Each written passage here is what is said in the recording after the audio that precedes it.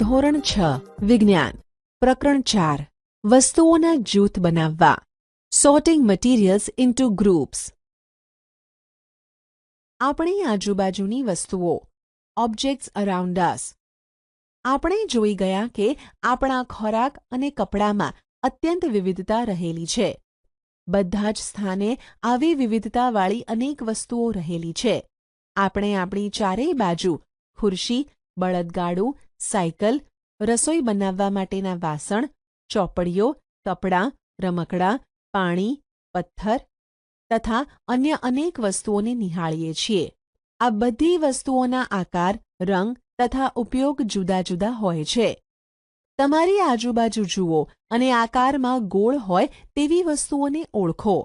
આપણી આ યાદીમાં દડો જેમ કે રબરનો દડો, ફૂટબોલ અને લખોટી આવી શકશે.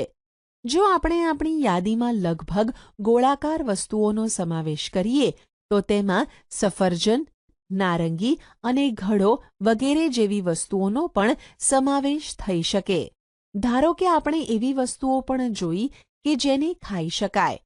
આપણે આ યાદીમાં એ બધી જ વસ્તુઓનો સમાવેશ કરી શકીએ જેની આપણે પ્રકરણ 1ના કોષ્ટક 1.1, 1.2 તેમજ 1.3માં યાદી બનાવી હતી.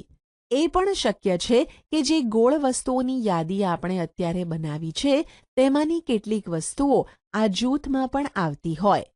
માની લો કે આપણે પ્લાસ્ટિકની વસ્તુઓનું એક જૂથ બનાવવા માંગીએ છીએ. તો આ જૂથમાં ડોલ, લંચબોક્સ, રમકડાં, પાણી ભરવાનું પાત્ર, પાઇપ તથા આવા પ્રકારની અનેક વસ્તુઓને સ્થાન મળી શકે. આમ વસ્તુઓના જૂથ બનાવવાની અનેક રીતો છે.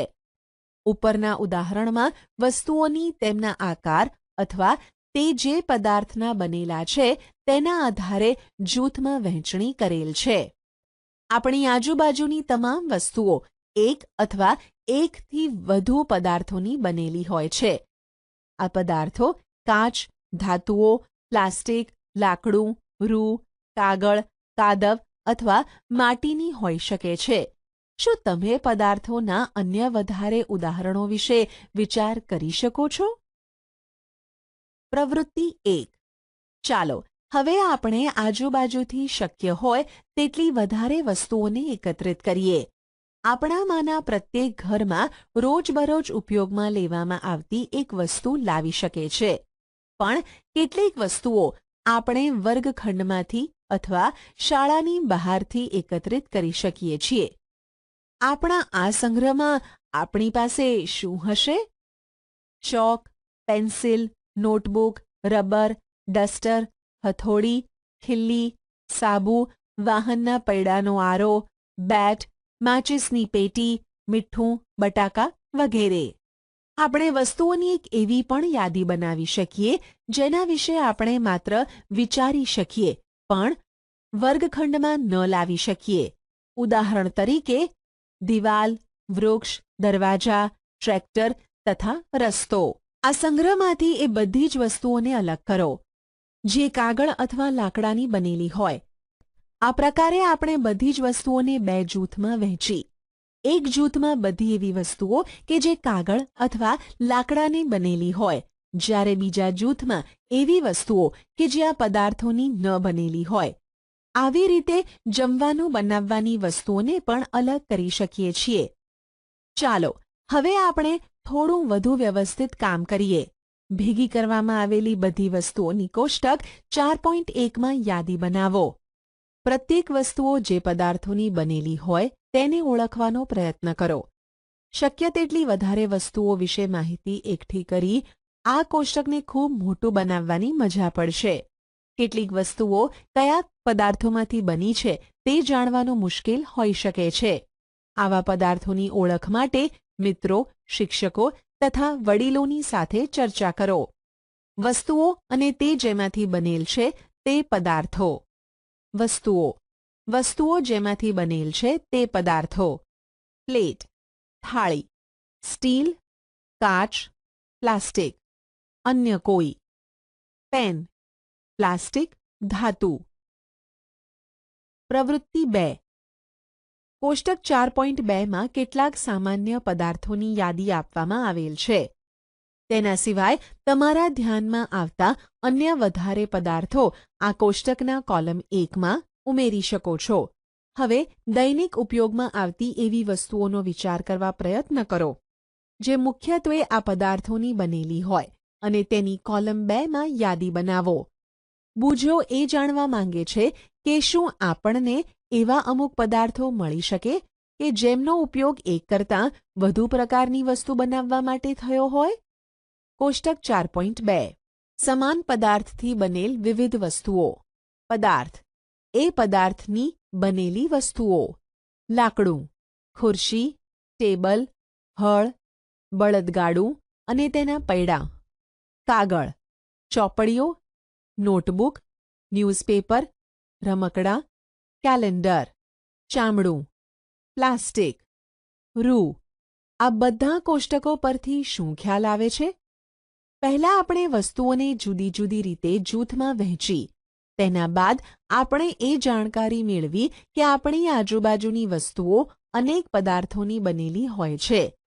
કેટલીક વખત કોઈ વસ્તુ એક જ પદાર્થની બનેલી હોય છે. એવું પણ બને કે એક જ વસ્તુ ઘણા પદાર્થની બનેલી હોય અને વળી એક જ પદાર્થનો ઉપયોગ કરી ભિન્ન વસ્તુઓ બનાવી શકાય છે.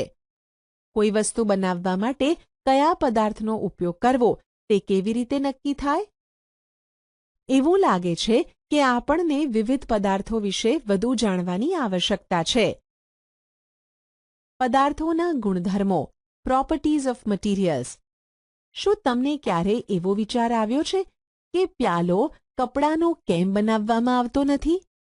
પ્રકરણ 3માં કપડાના ટુકડા સાથે આપણે જે પ્રયોગ કર્યો હતો તે યાદ કરો અને ધ્યાનમાં રાખો કે આપણે પ્યાલાનો ઉપયોગ સામાન્ય રીતે પ્રવાહીને રાખવા માટે કરીએ છીએ. એટલા માટે જો આપણે કપડાનો પ્યાલો બનાવીએ તો આપણું આ કાર્ય હાસ્યાસ્પદ લાગશે. પ્યાલો બનાવવા માટે કાચ, પ્લાસ્ટિક, ધાતુ અથવા એવો પદાર્થ જોઈએ કે જે પાણીને રોકી શકે. આવી રીતે રસોઈ માટે વાસણ બનાવવા કાગળનો ઉપયોગ કરવો તે બુદ્ધિનું કાર્ય નથી.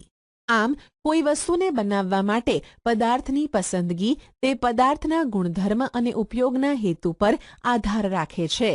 અર્થાત પદાર્થોના એ ગુણધર્મો કયા છે જે તેના ઉપયોગ માટે મહત્વપૂર્ણ છે? નીચે કેટલાક ગુણધર્મોની ચર્ચા કરવામાં આવેલ છે. દેખાવ, અપિયરન્સ. પદાર્થો સામાન્ય રીતે એકબીજાથી ભિન્ન દેખાય છે. લાકડું લોખંડથી એકદમ અલગ દેખાય છે. લોખંડ એ તાંબુ તથા એલ્યુમિનિયમથી અલગ દેખાય છે. તેમ છતાં લોખંડ, તાંબા અને એલ્યુમિનિયમમાં કેટલીક સમાનતા હોઈ શકે જે લાકડામાં જોવા મળતી નથી. પ્રવૃત્તિ 3. વિવિધ પદાર્થો જેવા કે કાગળ, લાકડું, તાંબાનો તાર, એલ્યુમિનિયમનું પતરું અને ચોકના નાના નાના ટુકડા એકત્રિત કરો. શું તેમાં કોઈ ચળકતી વસ્તુ દેખાય છે? ચળકતી વસ્તુઓનું એક જૂથ તૈયાર કરો. હવે જ્યારે તમારા શિક્ષક આ દરેક વસ્તુને 2 ભાગમાં કાપે છે ત્યારે તરત જ તેના કપાયેલા ભાગોનું નિરીક્ષણ કરો. તમે શું જોયું? શું તેમાંથી કેટલીક વસ્તુઓની કપાયેલી સપાટી ચળકતી છે? તે વસ્તુઓને ચળકતી વસ્તુઓના જૂથમાં સામેલ કરો. શું અન્ય પદાર્થોને પણ તમે શક્ય હોય તે રીતે કાપીને આવી ચમક કે તેજ જોઈ શકો છો? આ પ્રવૃત્તિનું પુનરાવર્તન વર્ગખંડમાં શક્ય હોય તેટલી વસ્તુ સાથે કરો અને ચમકવાળી અને ચમક વગરની વસ્તુઓની યાદી બનાવો. કાપવાને બદલે પદાર્થોની સપાટીને કાચ પેપર, ખરબચડો કાગળ સાથે ઘસીને પણ તેનું નિરીક્ષણ કરી શકો છો કે તે ચમકે છે કે નહીં. જે પદાર્થોમાં આવી ચમક હોય છે તે મુખ્યત્વે ધાતુ હોય છે. લોખંડ, તાંબુ, એલ્યુમિનિયમ તથા સોનું ધાતુઓના ઉદાહરણ છે.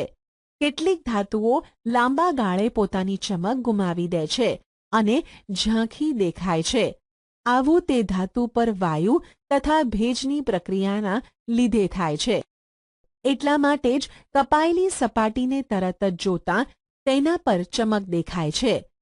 જ્યારે તમે લુહાર અથવા કોઈ કારખાનાની મુલાકાત લો ત્યારે તમે ધાતુના સળિયાની કપાયેલી સપાટીનું તરત જ અવલોકન કરો તથા એ જોવાનો પ્રયત્ન કરો કે તેમાં ચમક છે કે નહીં. સખતપણું, હાર્ડનેસ. જ્યારે તમે વિવિધ પદાર્થોને પોતાના હાથ વડે દબાવો છો ત્યારે તેમાંથી કેટલાકને દબાવવા મુશ્કેલ પડે છે, જ્યારે કેટલાક સરળતાથી દબાઈ જાય છે. ધાતુની એક ચાવી લઈ તેનાથી લાકડા, એલ્યુમિનિયમ, પથ્થરનો ટુકડો, ખિલ્લી, મીણબત્તી, ચોક, અન્ય કોઈ પદાર્થ અથવા વસ્તુની સપાટી પર ઘસરકો કરવાનો પ્રયત્ન કરો. તમે કેટલાક પદાર્થો પર સરળતાથી ઘસરકો કરી શકો છો, જ્યારે કેટલાકને સરળતાથી ઘસરકો કરી શકાતો નથી. એ પદાર્થ કે જેને સરળતાથી દબાવી શકાય અથવા તેના પર ઘસરકો પાડી શકાય તેને નરમ પદાર્થ કહે છે, જ્યારે અન્ય પદાર્થો જેને દબાવવાનું મુશ્કેલ હોય છે તેને કઠોર, સખત પદાર્થ કહે છે. ઉદાહરણ તરીકે રૂ અથવા વાદળી નરમ છે, જ્યારે લોખંડ સખત છે. દેખાવે પદાર્થમાં વિભિન્ન ગુણ હોઈ શકે છે, જેમ કે ચમક, કઠોરતા, ખરબચડાપણું અથવા લીસું હોવું. શું તમે અન્ય ગુણો વિશે વિચારી શકો કે જે કોઈ પદાર્થના દેખાવનું વર્ણન કરતા હોય? દ્રાવ્ય અથવા અદ્રાવ્ય, સોલ્યુબલ ઓર ઇન્સોલ્યુબલ. પ્રવૃત્તિ 4. કેટલાક ઘન પદાર્થ જેમ કે ખાંડ, મીઠું, ચોક પાવડર, રેતી તથા લાકડાના વહેરને ભેગો કરો. કાચના 5 પાત્ર, પ્યાલા કે બીકર લો. પ્રત્યેક પાત્રમાં લગભગ 2/3 ભાગ પાણી ભરો. પ્રથમ પાત્રમાં કેટલીક માત્રામાં ચમચી ભરીને ખાંડ, બીજામાં મીઠું, તેવી જ રીતે અન્ય પાત્રમાં બીજી વસ્તુઓ ઉમેરો. પ્રત્યેક પાત્રમાં નાખેલી વસ્તુઓને ચમચી વડે હલાવો. કેટલોક સમય સુધી રાહ જુઓ. પાણીમાં ઉમેરવામાં આવેલા પદાર્થનું શું થાય છે તેનું અવલોકન કરો. તમારા અવલોકનોની કોષ્ટક 4.3માં બતાવ્યા પ્રમાણે નોંધ કરો. કોષ્ટક 4.3. વિવિધ ઘન પદાર્થોને પાણીમાં મિશ્રિત કરવા. પદાર્થ પાણીમાં અદૃશ્ય થઈ જાય છે કે અદૃશ્ય થતા નથી. મીઠું પાણીમાં સંપૂર્ણપણે અદૃશ્ય થઈ જાય છે. ખાંડ, રેતી, ચોક પાવડર, લાકડાનો વહેર. તમે એ જોશો કે કેટલાક પદાર્થ પાણીમાં સંપૂર્ણ અદૃશ્ય થઈ ગયા અથવા ઓગળી ગયા છે. આપણે આ પદાર્થો પાણીમાં દ્રાવ્ય છે એવું કહીએ છીએ. અન્ય પદાર્થો પાણીમાં મિશ્રિત થતા નથી અને કેટલાય સમય સુધી પાત્રમાં હલાવવાથી પણ અદૃશ્ય થતા નથી. આ પદાર્થો પાણીમાં અદ્રાવ્ય છે. પાણી ઘણા બધા પદાર્થોને પોતાનામાં દ્રાવ્ય કરતું હોવાથી, ઓગાળતું હોવાથી આપણા શરીરના કાર્યોમાં તેની મહત્વની ભૂમિકા રહેલી છે. શું પ્રવાહી પણ પાણીમાં દ્રાવ્ય થાય છે?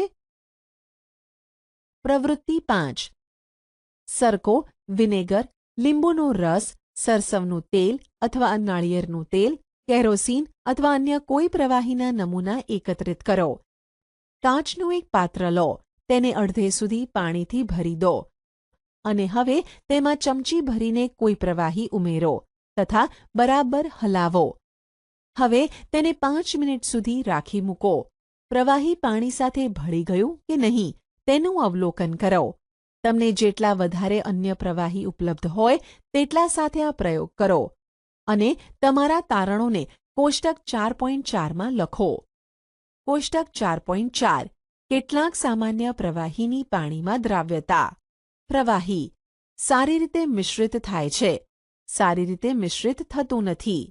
સરકો, વિનેગર સારી રીતે મિશ્રિત થાય છે. લીંબુનો રસ, રાઈનું તેલ, નાળિયેરનું તેલ, કેરોસીન. આપણે એ જોઈએ છે કે કેટલાક પ્રવાહી પાણીમાં સંપૂર્ણપણે મિશ્રિત થાય છે તો કેટલાક મિશ્રિત થતા નથી અને થોડા સમય સુધી બાજુ પર રાખી મૂકવાથી પાણી પર એક અલગ જ સ્તર બનાવી દે છે. બુજો એવું સૂચન કરે છે કે આપણે ચકાસીએ કે આપણે પ્રવૃત્તિ 5માં ઉપયોગમાં લીધેલ પ્રવાહીઓ પાણી સિવાય અન્ય કોઈ પ્રવાહીમાં સારી રીતે મિશ્રિત થાય છે કે નહીં. પહેલી એ જાણવા માટે ઉત્સુક છે કે શું વાયુ પણ પાણીમાં દ્રાવ્ય થઈ જાય છે કે નહીં? કેટલાક વાયુ પાણીમાં દ્રાવ્ય છે, જ્યારે કેટલાક દ્રાવ્ય નથી. સામાન્ય રીતે કેટલાક વાયુઓ પાણીમાં થોડી માત્રામાં દ્રાવ્ય થયેલા હોય છે. ઉદાહરણ તરીકે, પાણીમાં દ્રાવ્ય ઓક્સિજન વાયુ પાણીમાં રહેવાવાળા પ્રાણીઓ તેમજ વનસ્પતિના જીવન ટકાવવા માટે અત્યંત મહત્વપૂર્ણ હોય છે. વસ્તુઓ પાણીમાં તરે છે અથવા ડૂબી જાય છે. Object may float or sink in water. પ્રવૃત્તિ 4 કરતી વખતે તમારા ધ્યાને આવ્યું હશે કે અદ્રાવ્ય ઘન પદાર્થો પાણીમાંથી અલગ થઈ જાય છે. પ્રવૃત્તિ 5માં પણ તમે કેટલાક પ્રવાહી સાથે આવું જ અવલોકન કર્યું હશે. પાણીમાં મિશ્રિત ન થતા પદાર્થોમાંથી કેટલાક પાણીની સપાટી પર તરવા લાગે છે. બીજા ડૂબીને પાત્રના તળિયે બેસી જાય છે. ખરું ને? આપણે એવા ઘણા બધા ઉદાહરણ જોઈએ છીએ કે જેમાં પદાર્થ કે વસ્તુઓ પાણી ઉપર તરે છે અથવા ડૂબી જાય છે. કોઈ તળાવના પાણીની સપાટી પર પડેલા વનસ્પતિના સુકાયેલા પર્ણો, કાંકરા કે જે તમે તળાવમાં ફેંકો છો, મધના કેટલાક ટીપાં જેને તમે પ્યાલાના પાણીમાં નાખો છો, આ બધાનું શું થાય છે? બુજો ઈચ્છે છે કે તમે તેને પાણી પર તરતી અને પાણીમાં ડૂબી જતી વસ્તુઓના 5 ઉદાહરણ આપો. આ જ પદાર્થો તેલ જેવા અન્ય દ્રવ્યમાં તરે છે કે ડૂબી જાય છે તે ચકાસીએ તો કેવું? પારદર્શકતા, ટ્રાન્સપરન્સી. તમે સંતાકૂકડી રમ્યા હશો. એ સ્થાન વિશે વિચારો કે જ્યાં તમે રમત રમતી વખતે સંતાયા હશો કે જેથી તમે બીજાને દેખાઈ ન શકો. તમે આવા સ્થાનોની જ પસંદગી કેમ કરી? શું તમે કોઈ દિવસ કાચની બારી પાછળ સંતાવવાનો પ્રયત્ન કર્યો હતો? નહીં ને? કારણ કે એવું કરવાથી તમારો મિત્ર કાચમાંથી તમને જોઈને પકડી પાડશે. શું તમે દરેક પદાર્થની આરપાર જોઈ શકો છો? એવા પદાર્થો જેનામાંથી વસ્તુઓને જોઈ શકાય તેને પારદર્શક કહે છે. કાચ, પાણી, વાયુ તથા કેટલાક પ્લાસ્ટિક પારદર્શક પદાર્થોના ઉદાહરણ છે.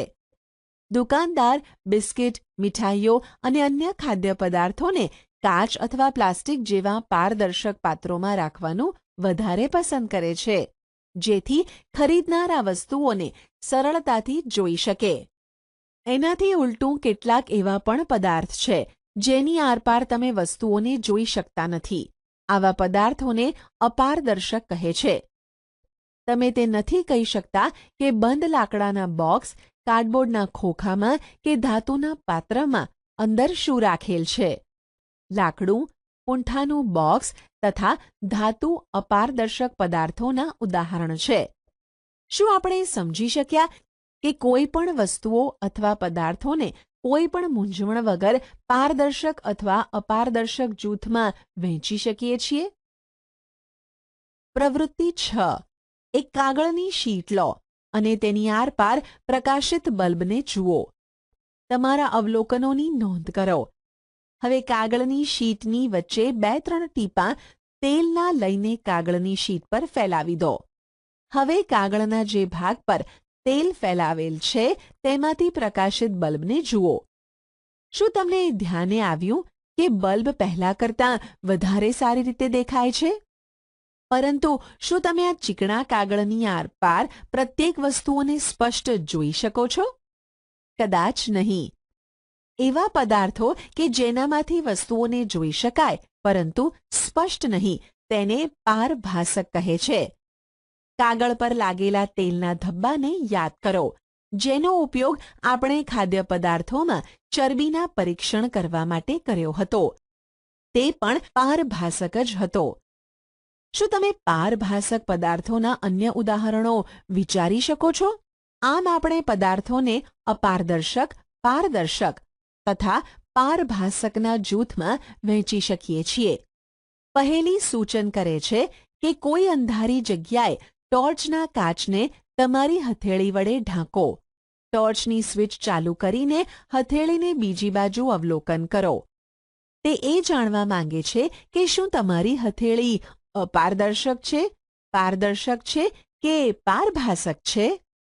આપણે એ શીખ્યા કે પદાર્થોને પોતાનો ભિન્ન દેખાવ હોય છે તથા તેની પાણી અને અન્ય દ્રવ્યમાં મિશ્રિત થવાની રીત અલગ અલગ હોય છે. તે પાણીમાં તરી કે ડૂબી શકે છે અથવા અપારદર્શક, પારદર્શક કે પારભાસક હોઈ શકે છે. પદાર્થોની જૂથ વહેંચણી તેઓના ગુણોની સમાનતાઓ અથવા ભિન્નતાઓના આધારે કરી શકાય છે. આપણને પદાર્થોને જૂથમાં વહેંચવાની આવશ્યકતા કેમ પડે છે?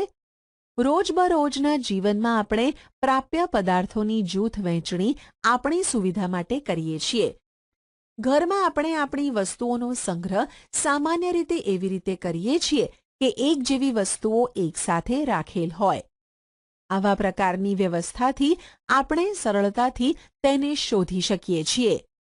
આ જ રીતે દુકાનદાર બધા જ પ્રકારના બિસ્કિટ્સને પોતાની દુકાનના એક ખૂણામાં રાખે છે. બધા સાબુને એક અલગ જગ્યાએ રાખે છે, જ્યારે અનાજ અને કઠોળને કોઈ અન્ય સ્થાન પર રાખે છે. આ પ્રકારના જૂથ બનાવવાનો બીજો પણ ફાયદો છે. પદાર્થોને આ પ્રકારે જૂથમાં વહેંચીને તેઓના ગુણોનો અભ્યાસ કરવાનું અને આ ગુણોમાં કોઈ પણ પેટર્ન, તરહાનું અવલોકન કરવાનું સુવિધાજનક બને છે. તેના વિશે વધારે અભ્યાસ આપણે આગળના ધોરણમાં કરીશું. પારિભાષિક શબ્દો: સખત, હાર્ડ; અદ્રાવ્ય, ઇન્સોલ્યુબલ; ચમક, લસ્ટર; પદાર્થો, મટીરિયલ્સ; ધાતુઓ, મેટલ્સ; અપારદર્શક, ઓપેક; ખરબચડું, રફ; દ્રાવ્ય, સોલ્યુબલ; પારભાસક, ટ્રાન્સલ્યુસન્ટ; પારદર્શક, ટ્રાન્સપેરન્ટ.